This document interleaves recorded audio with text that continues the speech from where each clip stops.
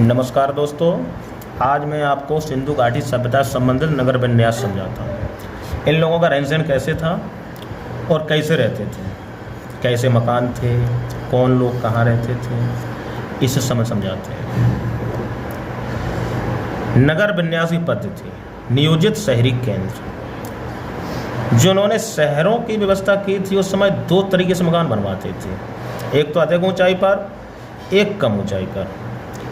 और अधिक ऊंचाई पर जो मकान था वो पश्चिमी टीला कहलाता था, और जो कम ऊंचाई पर उसको पूर्वी टीला। चलो एक एक समझते हैं। पश्चिमी टीला, पश्चिमी टीला में जो मकान बनते थे उनको दुर्ग कहा गया है, या दुर्ग टीला बोल देते हैं, क्योंकि यहाँ पर पुरोहित वर्ग रहता था। उस समय का पुरोहित वर्ग सबसे संपन्न वर्ग था, जिसको जानकारी हर तरीके से थी। और सिंधु घाटी सभ्यता जब चल रही थी उस समय कोई राजा वगैरह नहीं हुआ करते थे, लड़ाइयाँ कम होती थी, किसी को कोई ज़्यादा मतलब नहीं था, अपने काम से काम रखते थे। पुरोहित वर्ग रहता था पश्चिमी टीला अधिक ऊंचाई पर, जिनके मकानों को दुर्ग बोले थे। एक था पूर्वी टीला, पूर्वी टीला जो था कम ऊंचाई पर, और ये निचला शहर, तो ये निचला शहर और नगर टीला एक ही बोलते थे। इसमें सामान्य व्यक्ति से लेकर व्यापारी वर्ग, सैनिक व शिल्पी वर्ग सभी लोग रहते थे, क्योंकि पुरोहित वर्ग अपने आप में संपन्न व्यक्ति थे, तो उन्होंने अपना मकान ऊंचाई पर बनवाया। पश्चिमी टीला पर इनका भी क्षेत्र बटा था कि पश्चिमी साइड में पुरोहित वर्ग रहेगा और पूर्वी साइड में अन्य वर्ग रहेंगे। अन्य वर्ग में व्यापारी आ गए, सैनिक आ गए, शिल्पी वर्ग व आम जनता जो भी थी वो पूर्वी टीला की तरफ रहेंगे, अपना अपना अलग तरीके से रहेंगे। और उन लोगों दोनों सामान्य बात यह थी कि धार्मिक अनुष्ठान जब कोई होता था तो दोनों टीलों के बीचों बीच किया जाता था, जिससे कि दोनों तरफ के लोग इसमें शामिल हो सकें। ठीक है दोस्तों, चलो समझाते हैं थोड़ा। कौन से? पश्चिमी भाग में केवल पुरोहित वर्ग रहता था, ठीक। पूर्वी भाग में व्यापारी, प्रशासनिक में जैसे आपके आ जाएंगे सैनिक वगैरह, और सामान्य जनता जो आम लोग थे वो भी इसी तरफ रहते थे। और जो पश्चिमी टीला पे जो मकान या भवन बनते थे उनको दुर्ग कहते थे, और दुर्ग हमेशा छोटे बनते थे, क्योंकि एक दुर्ग में एक ही पुरोहित रहेगा इसलिए। और नगर जो पूर्वी टीला में बनते थे वो बड़े होते थे, क्योंकि एक नगर में कई घर, कई परिवार रह सकते हैं, इसलिए।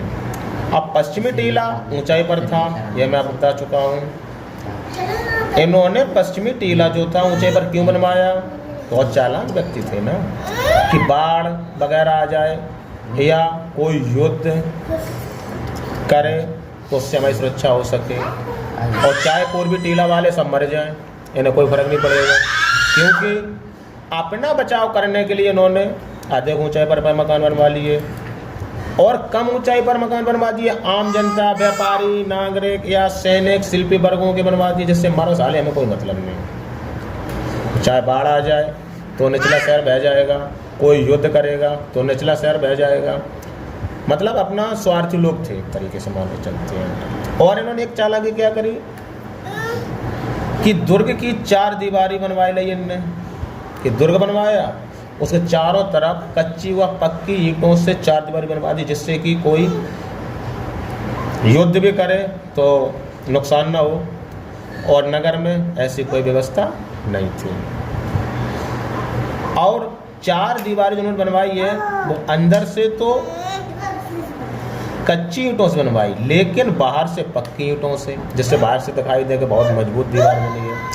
तो बाहर से ये पक्की ईंटों से बनवाते थे और अंदर की तरफ कच्ची ईंटों से। तो एक तरह से चालाकी हो गई ना। पुरोहित वर्ग ऊंचाई पर रहा, पश्चिमी टीला अपना एक साइड बना लिया, अपने मकान को दुर्ग बोला, ठीक है, पुरोहित वर्ग रहे। इसके अलावा पूर्वी टीला पे कम ऊंचाई पर रख दिया कि बाढ़ आ जाए तो नुकसान तुमको हो, या कोई आक्रमण करे तो भी मर जाओ, मुझे कोई मतलब नहीं। निचला शहर बोल दिया, नगर टीला बोल दिया इसको। इसमें व्यापारी रख दिए, सैनिक, शिल्पी वर्ग, आम जनता इधर रहती थी। ये बात हो गई। अब दोस्तों यहाँ पर आती है कि ईंटों का प्रयोग। ईंटें कैसे बनती थी इनकी? उस समय जो ईंट उन्होंने बनाई ये सभ्यता प्रचलित हो चुकी थी, बहुत अच्छी। इसमें 4:2:1 मतलब 4:2:1 का था। जैसे कि अगर लंबाई देखी जाए तो 4 रखते थे, सेंटीमीटर मान लो या मीटर मान लो, बड़ी बनाओगे तो मीटर में सेंटीमीटर मान लो, 4 और चौड़ाई 2 और ऊंचाई 1, इस अनुपात में ये ईंट बनाते थे। वैसे कई परीक्षाओं में ये पूछ देते हैं कि ईंटों का अनुपात क्या था सिंधु घाटी सभ्यता, 4:2:1, ये आ जाता है। इस पर जरा गौर करें, क्वेश्चन आ जाता है ये वाला। अच्छा, ईंट इन्होंने कई प्रकार से, जैसे कच्ची ईंट। अब कच्ची ईंट का प्रयोग कहाँ होता था? कच्ची ईंट का प्रयोग उन्होंने रक्षा दीवार कहाँ बनाई? जैसे कि पश्चिमी टीला में रक्षा करने के लिए बनाते थे। ये लिखी 4 दीवारें बनाते थे, इसमें प्रयोग किया। या चबूतरा बनाना है तो कच्ची ईंट से बना दिया, वह सड़क बनाई तो कच्ची ईंट से बना दिया।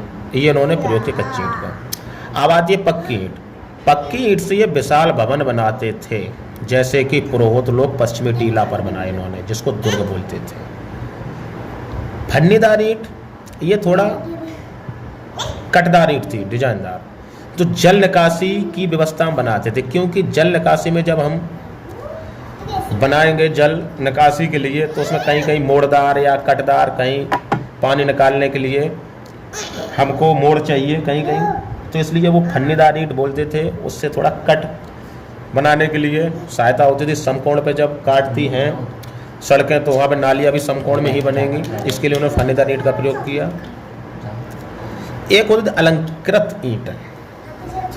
अब अलंकृत ईंट कुछ इन्होंने उसमें डिजाइन वगैरह निकाल कर बनाई है, तो ये एकमात्र कालीबंगा के फर्श में प्राप्त हुई हमको। कालीबंगा एक क्षेत्र था जो सिंधु घाटी सभ्यता में कुछ अवशेष यहाँ से प्राप्त हुए हैं। अब कालीबंगा की बात आती है तो कालीबंगा हमारे भारत देश के राजस्थान स्टेट में अभी है कालीबंगा, जहाँ से हमको ये अलंकृत ईंटों के प्रमाण मिले हैं कुछ। ठीक है दोस्तों, इसके बाद एक ईंट और थी एल आकार की।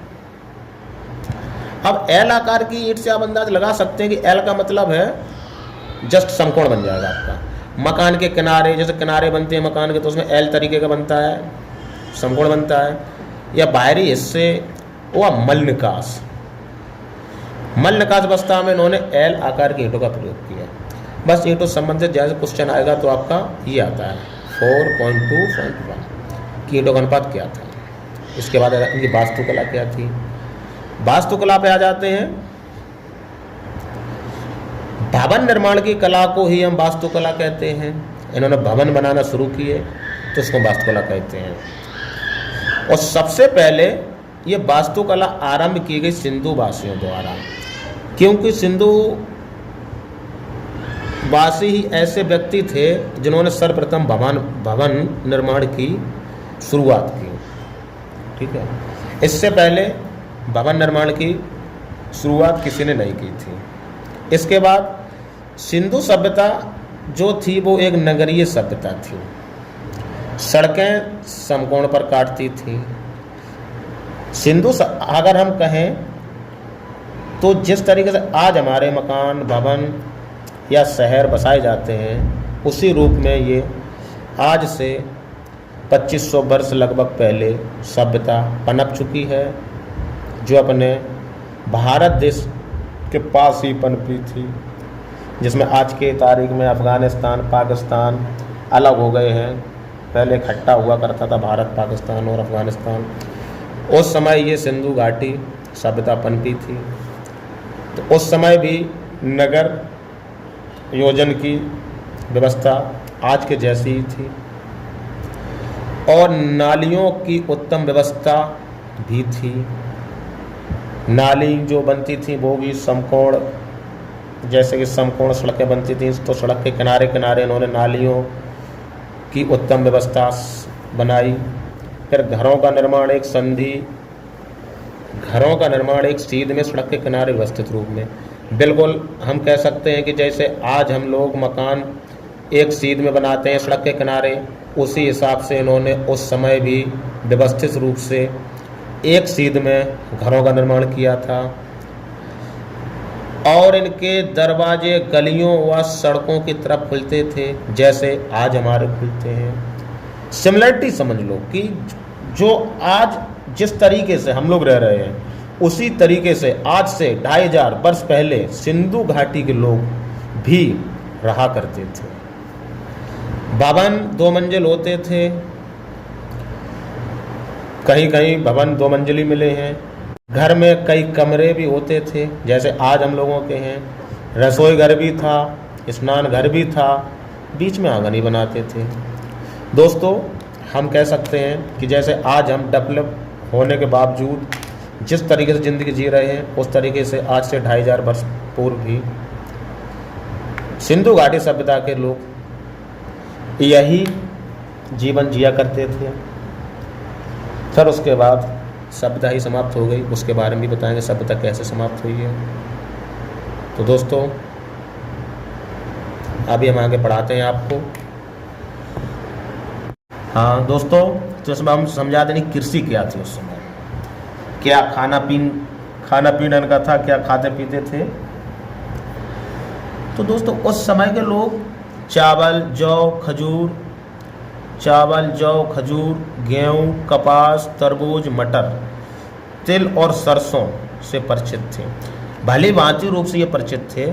चावल जौ खजूर गेहूं कपास तरबूज मटर तिल सरसों, इन फसलों से अच्छी तरह परिचित हो चुके थे उस समय के लोग।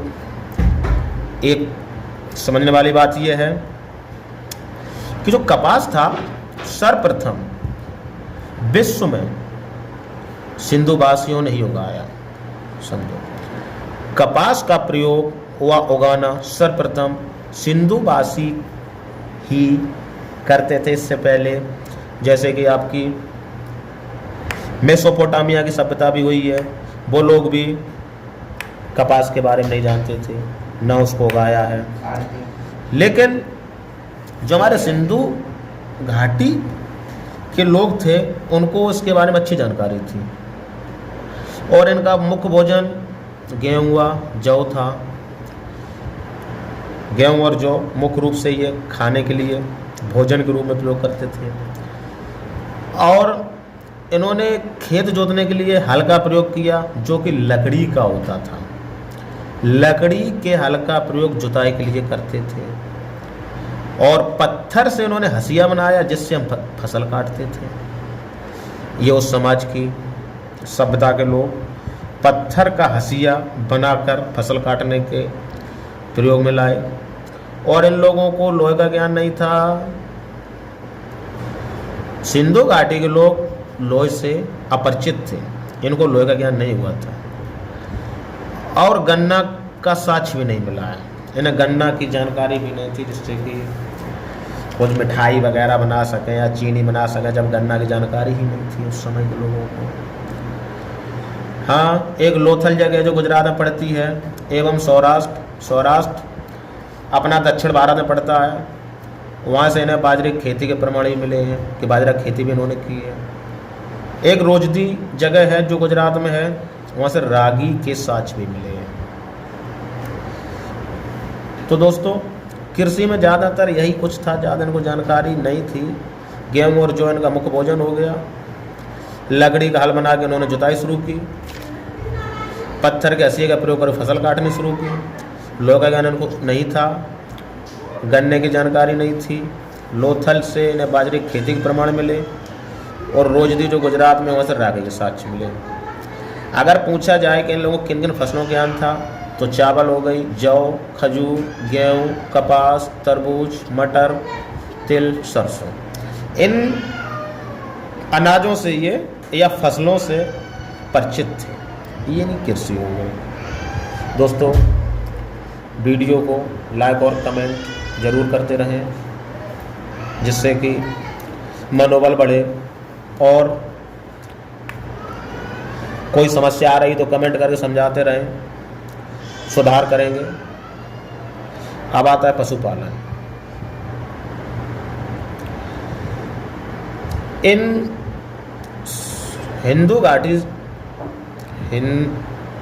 घाटी सभ्यता के लोगों ने कुछ पशुपालन भी किया है, जिसमें कि ये हाथी घोड़े से परिचित थे, लेकिन पालतू नहीं बना सके। ये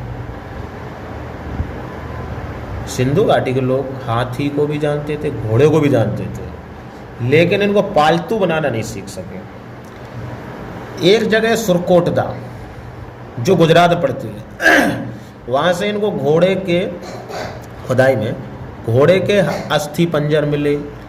और राड़ा गोंडई एक जगह है, वहाँ से घोड़े के दांत या जबड़ा प्राप्त हुए। इसी प्रकार एक लोथल जगह गुजरात में और रंगपुर है गुजरात में, दोनों गुजरात में है। यहाँ से घोड़े की मृण मूर्तियाँ प्राप्त हुई, मतलब मूर्तियाँ, मृण मूर्तियाँ। और उन्होंने उस समय गेंडा का भी ज्ञान था, तो गेंडा हमको आमरी से प्राप्त हुआ है। गेंडे का प्रमाण आमरी से प्राप्त हुआ है। और इनको सिंधु घाटी के लोगों को बंदर, भालू, खरा आदि जंगली जानवरों का भी ज्ञान था। इनका ज्ञान हमको प्राप्त होता है मोहरों से, ताम्र तस्तरियों पर अंकित चित्रों से। मतलब बंदर, भालू, खरा आदि जंगली जानवर ज्ञान था, लेकिन इसका हमको प्रमाण या पुष्टि, जैसे कि इन्होंने ताम्र तस्तरी बनाई या उन पर चित्र बनाए, उनसे हमको पता चला है कि इन लोगों को इन जानवरों का भी ज्ञान था। शेर का कोई साक्ष्य नहीं मिला है, इन लोगों को शेर का ज्ञान नहीं था। शेर का कोई साक्ष्य नहीं मिला है सिंधु घाटी सभ्यता के लोगों को। फिर पालतू पशु में इन्होंने क्या किया, बैल पालना शुरू किए, भैंस भी पाली, भेड़, बकरी, सूअर, कुत्ता, बिल्ली, गधा, ऊंट और कुबड़ वाला सांड। इतने जानवरों में ये पालतू बना लिया इन्होंने। एक इसमें सोचने समझने वाली बात ये भी है कि गाय के साक्ष्य नहीं मिले हैं, लेकिन कहीं कहीं कोई किताब बताती है कि गाय के साक्ष्य मिले हैं, और कहीं कहीं बताते हैं लेकिन ये पालना नहीं सीखे या कहीं कुछ मिलता है। लेकिन फिलहाल में अगर पढ़ा जाए तो अन्य किताब यही बताती हैं कि सिंधु घाटी सभ्यता के लोगों को गाय के बारे में जानकारी नहीं थी। तो दोस्तों, आज हमारी वीडियो यहाँ संपन्न होती है। नेक्स्ट वीडियो जल्दी लाएंगे। और हमारे चैनल को लाइक, सब्सक्राइब, कमेंट ज़रूर करते रहें, जिससे कि मनोबल बढ़ता रहे। लाइक करेंगे तो मनोबल बढ़ेगा, कमेंट करेंगे और अच्छा लगेगा, सब्सक्राइब करें। और अगर कोई चीज़ समझ में नहीं आ रही है, कोई हमसे चीज़ छूट रही है, तो आप कमेंट करके हमको बता सकते हैं। ओके, धन्यवाद।